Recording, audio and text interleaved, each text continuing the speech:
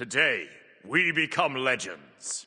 Since the announcement of Smite 2, one of the most common comments I've got is, why even make Smite 2? Just keep making Smite. Well, here's why. Smite 1 was dying. Incredibly slowly, but it was dying. The game hasn't had any meaningful high in player count since the pandemic, and might well never have gotten above the amount of players that it did in Season 3 and 4, the previous peak of the game, at least according to Steam charts, without it. Before you leave that comment, I know that more people play Smite on console than PC when you add them all up. I only use Steam charts because it's the only reliable and readily available way to track Smite's player count over a long period of time. Console player count trends will be similar, but not exactly the same, and of course didn't even exist back in the very early days of Smite. That said, according to the best data source I have on it, player counts have been systematically bleeding for Smite since the peak in January 2021. In an alternate world where the pandemic never happened, it might have only made lower highs on player count since 2017. I know the idea of Smite is dying lol has been around since literally the game's inception, and it still remains, and I'm not saying that it wouldn't continue to remain a thing for quite a long time. People say the game is dying and assume that means it'll be dead within a year, but Smite has that core fanbase that almost never leave, and new seasons bring players back to try the stuff before numbers return to their lowest levels at the end of the year before it repeats again, always making a lower low in player count. If the game just steadily held its players, then it's stagnant, not dying, but Smite is, over a really long time scale, bleeding players. A lot of why this is happening in my opinion is the horrendous new player retention that Smite has. I mentioned that core fanbase that will never leave, and they're the bedrock of Smite. The ones still playing right up until the end of the season, even when almost no new content is coming. But Smite is seemingly really awful at getting new players, keeping new players, or both. My theory on why a large part of this is because of Smite's advanced age. Like seemingly every US president nowadays, Smite is really old. The game itself started development somewhere in 2010 and had a working alpha build to show off in 2011.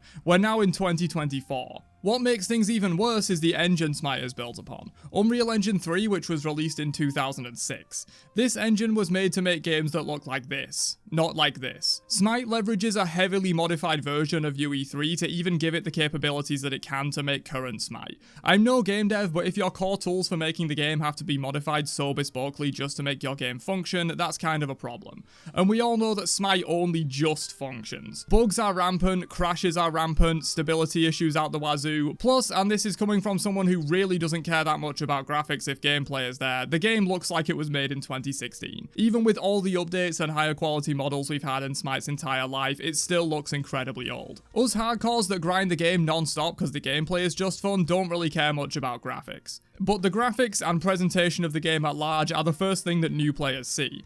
It's very easy to look at a game and say, that looks great. It's much harder to dive into a complex game with 130 unique characters, dozens of unique items, etc., and appreciate the depth of the gameplay. Having Smite 2 look like a game that was actually made this decade will be a huge boon in at the very least getting new people to try the game, even if you personally don't care about it because you already know Smite is a fun game and would play it anyway. New players approaching the game don't know it's fun or the depth of the game, but they can easily see that it looks and feels appealing from a first glance. Even in this very early stage of pre-alpha, Smite 2 already looks better than Smite 1. By the time the game releases, it will look even better than that, and over time as the devs become more used to working on Smite in UE5, it will continue to look even better.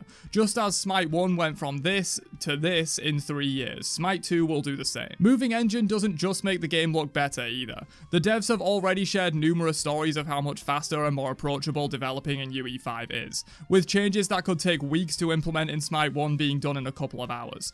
This just means more content and hopefully better content, as they can prototype more, experiment and see what works, rather than coming up with something, implementing it, realizing it's bad but having no real time to try something completely new, so they just tweak the bad thing and hope it's decent. Of course, you can shit on the devs and say they don't know how to make a good game no matter how much time or engine power they have, but that's neither true nor productive in my view, and this move to UE5 should, all other things equal, only improve the core experience of Smite. New things will be possible that just weren't in Smite before. A few cool things the devs have mentioned already so far is abilities casting their own light, which creates shadows and reflects off of terrain. Cloth is now animated in a semi-automatic way and looks way better rather than being done frame by frame. Plus there's potential for it to interact with the environment much more, like flowing realistically when you jump and move, and cloaks billowing backwards if a Susanoo typhoon goes off near you.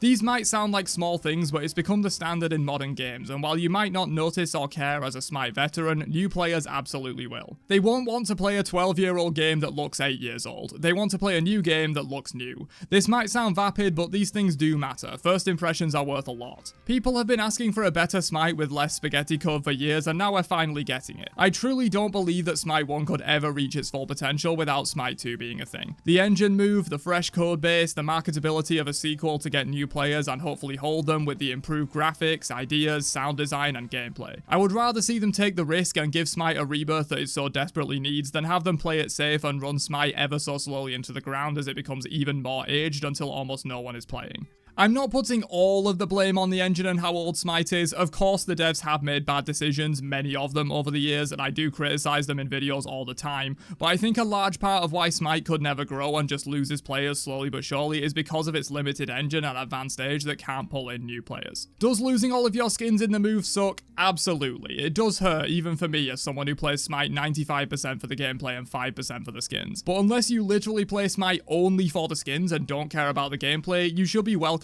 Smite 2, even at the cost of your skins. Which in itself I do think is massively overblown. No one promised you Smite would be around forever. The servers could shut down tomorrow for all we know, regardless of Smite 2. I understand being mad about it, especially the cheap tier 5 event, that I agree was either incompetence or scummy depending on your disposition towards high res. They really should have waited for Smite 2's announcement before doing that, or commit to all tier 5s from Smite 1 making it into Smite 2 fairly quickly. On the whole though, you can be upset about it, even mad about it, that's completely understandable.